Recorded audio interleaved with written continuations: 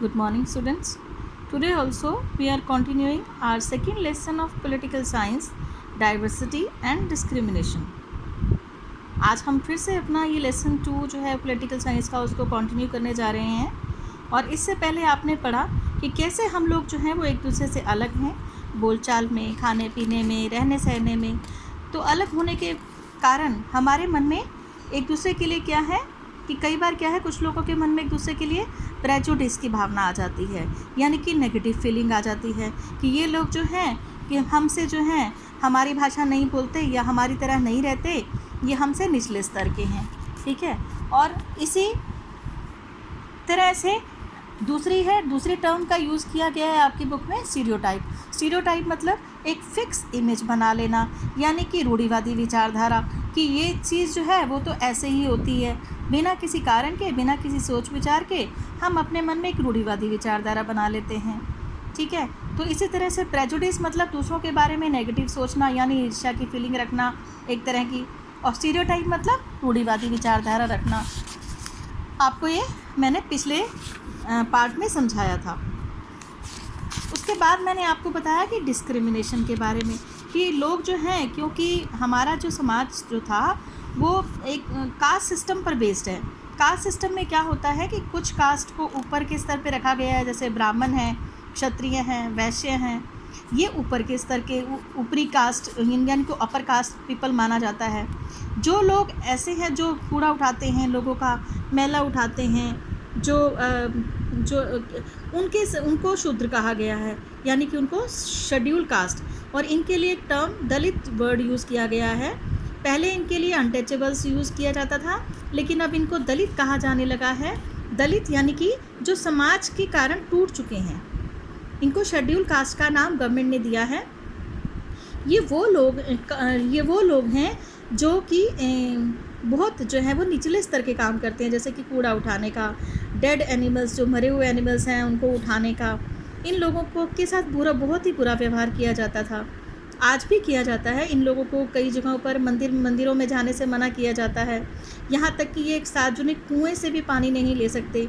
इनके बच्चे जो हैं वो स्कूलों में दूसरे बच्चों के साथ नहीं बैठ सकते। तो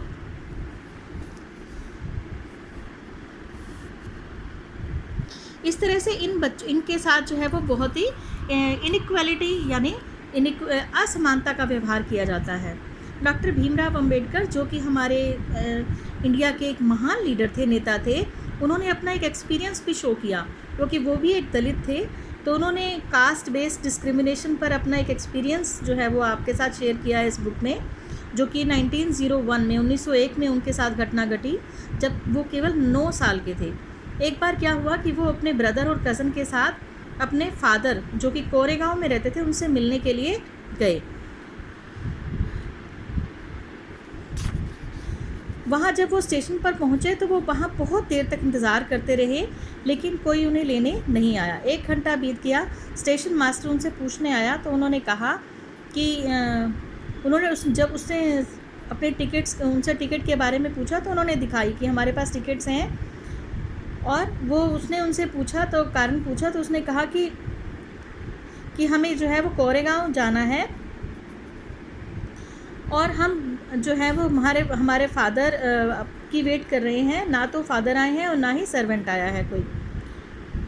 तो स्टेशन मास्टर ने समझा कि क्योंकि वो बहुत देखने में अच्छे लग रहे थे, वेल ड्रेस थे, बात करने का तरीका भी बहुत अच्छा था, तो वो कहीं से भी कहीं अनटचेबल्स के बच्चे नहीं लग रहे थे। तो उसने सोचा कि ये निश्चय ही ब्राह्मण के बच्चे हैं। तो स्टेशन मास्टर ने फिर बातों बातों में उनसे पूछ लिया कि वो लोग कौन हैं। तो बिना किसी सोच विचार के उसने उत्तर दिया कि हम जो है वो महार्स हैं। महार एक ऐसी कम्युनिटी, एक ऐसा संप्रदाय था जिसको कि बॉम्बे प्रेसिडेंसी में अनटचेबल्स माना गया था, नीची जाति के लोग। तो जब उसने ये बात सुनी तो वो बहुत हैरान हो गया, और उसका चेहरा जो था वो अजीब से उसके रिएक्शंस होने लगे उस पर, यानी कि वो मुंह बनाने लगा, और उसी वक्त जो है वो वहाँ से चला गया, अपने रूम में चला गया, और हम लोग वहीं खड़े रहे। तो उन्होंने बताया कि उन्होंने कई जो है वो वहाँ पर जो है कहते हैं कि 15 से 20 मिनट गुजर गए, सूरज भी अस्त होने वाला था, ना तो फादर आए थे और ना ही कोई सर्वेंट आया था, और यहाँ तक कि स्टेशन मास्टर भी उनको छोड़कर चला गया था। तो वो बहुत हैरान थे, उनकी जॉय और हैप्पीनेस जो कि जब वो चले थे जर्नी के लिए, तो वो सब जो थी वो ख़त्म हो गई थी। आफ्टर हाफ एन आवर, आधा घंटा बीतने पर स्टेशन मास्टर वापस आया और उसने बताया कि उन्हें क्या करना चाहिए। तो हमने कहा कि हमें जो है वो बुलक कार्ट कोई हायर करा दें,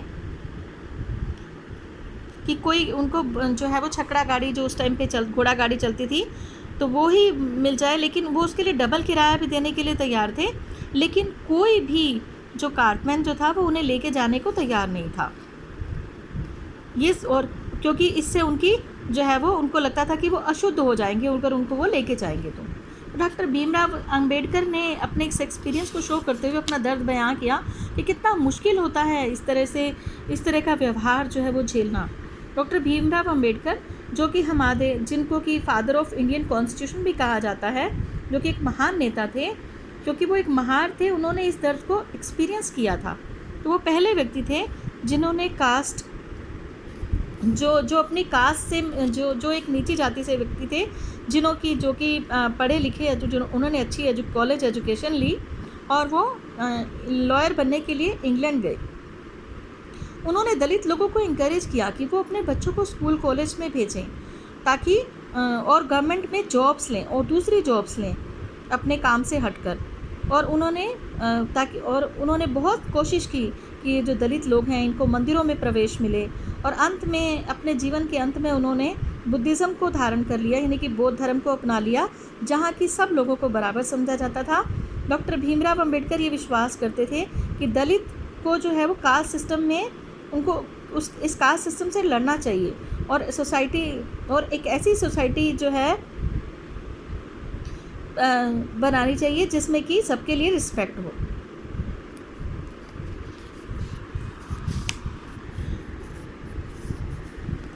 तो इस तरह से जब हमारा देश आज़ाद हुआ तो उस समय भी हमारे देश आज़ादी से पहले जब हमारा देश अंग्रेज़ों का गुलाम था, तो उस समय भी जो लोग आज़ादी के लिए लड़ रहे थे वो ना केवल उसमें वो लोग शामिल थे जो अंग्रेज़ों के ख़िलाफ़ थे, बल्कि वो लोग भी शामिल थे जैसे कि दलित वीमेन थी, ट्राइबल्स थे, पीजेंट्स थे, जिनके के साथ की असमानता का व्यवहार होता था। तो वो लोग भी अपनी आज़ादी के लिए अपने इस असमानता के ख़िलाफ़ लड़ रहे थे। जब हमारा देश आज़ाद हुआ 1947 में, तो हमारे जो लीडर्स थे वो इस बात को लेकर चिंतित थे, क्योंकि वो समझते थे कि हमारे देश में कितना इनइक्वालिटी छाई हुई है। तो वो लोग जिन्होंने कि इंडियन कॉन्स्टिट्यूशन को बनाया, वो इस बात के लिए जागरूक थे कि एक ऐसा कॉन्स्टिट्यूशन बनाया जाए जिसमें कि लोगों को समानता का अधिकार मिले। और डॉक्टर भीमराव अंबेडकर जो कि दलित लोगों के लिए लड़े थे, तो उन्होंने एक ऐसा जब कॉन्स्टिट्यूशन बनाया तो उसमें एक ऐसा उन्होंने अपना विज़न रखा कि आने वाले समय में लोग जो हैं सबको बराबर के अधिकार मिलें, बराबर के मौके मिलें, अनटचेबिलिटी को एक क्राइम के रूप में देखा जाए, यानी कि कोई भी व्यक्ति किसी को एक दूसरे से नीचा नहीं समझे, और लोगों को पूरी आज़ादी हो कि वो कोई भी काम अपना सकें, कोई भी व्यवसाय कर सकें, और गवर्नमेंट जॉब सबके लिए ओपन हो। ये नहीं कि सिर्फ ऊपरली हाई कास्ट अपर कास्ट के लिए को ये जॉब्स मिले।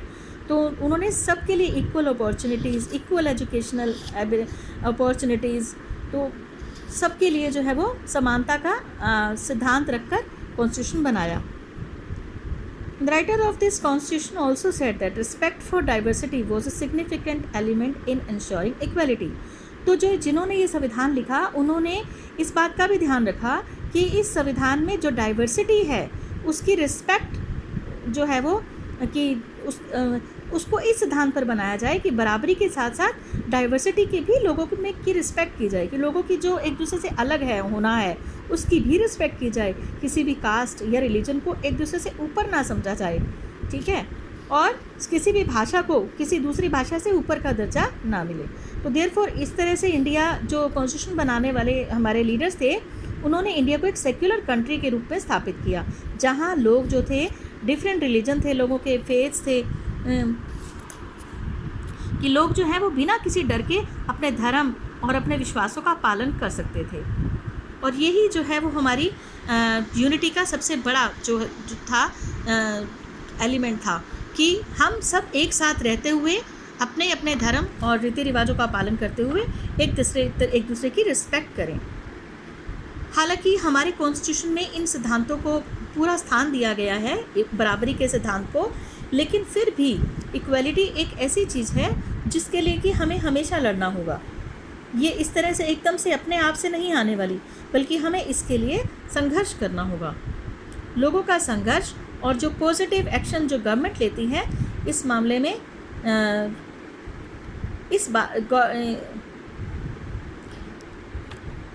लोगों का संघर्ष और positive action by the government बहुत ज़रूरी है to make this a reality for all Indians.